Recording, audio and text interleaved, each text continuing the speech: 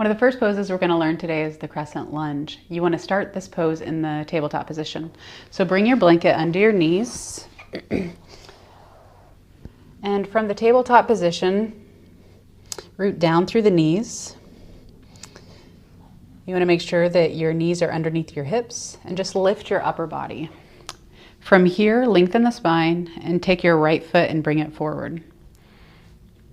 Inhale and lift your heart center. You want your hips squared towards the front of the room. Inhale and lift. Exhale. Inhale and lift the arms up above the head. And exhale. You can also use different arm variations. This is a cactus arms. Or you can place your hands on your knees like this. Another variation to get into this pose is from the tabletop position.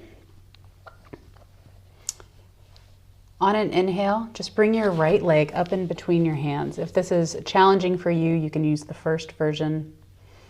Inhale and lift. And again, play around with the arm variations to see what you like most right now in your practice.